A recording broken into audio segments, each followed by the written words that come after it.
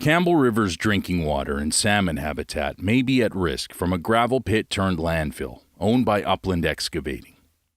A local environmental group is ringing alarm bells about the recent, possibly unpermitted dumping of toxic creosoted timbers there. They are also concerned about plans to use the site for long-term storage of potentially contaminated construction and demolition waste and contaminated soils, despite sitting next to the community's drinking water supply. The matter was raised recently in the BC legislature by Green MLA Sonia Furstenau, who battled a similar threat at Shawnigan Lake. Early this month, the Campbell River Environmental Committee reported to the Ministry of Environment that Upland Excavating Limited has deposited over 1,200 tons of creosoted timbers at its quarry site. Timbers that caused BC Hydro workers to report that they were feeling ill after handling them.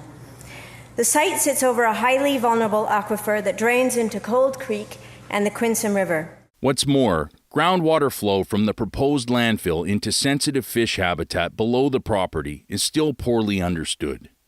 Upland's permit only allows inert waste to be deposited, yet creosoted timbers have been shown to leach, causing potential health problems, including cancer. Upland's permit does not allow for the landfilling of waste in this area of their property. NDP Environment Minister George Heyman sounded a note of concern at the revelation. I thought about how I would feel if I learned that a possible carcinogen was being dumped in my backyard over my water supply. We sent a compliance and enforcement officer to review the site on September 12th.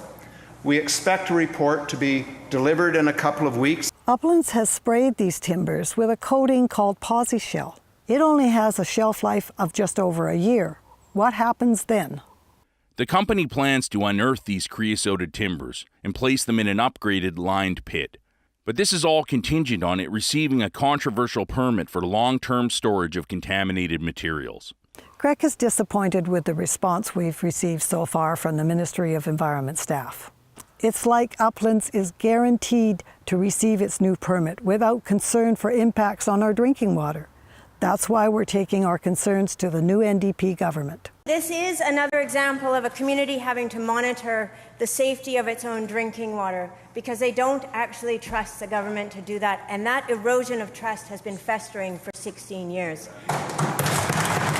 But Minister Heyman is promising a different way of doing business under his government. They are public servants, and they carried out their duties under the direction and policies of the previous government of the day.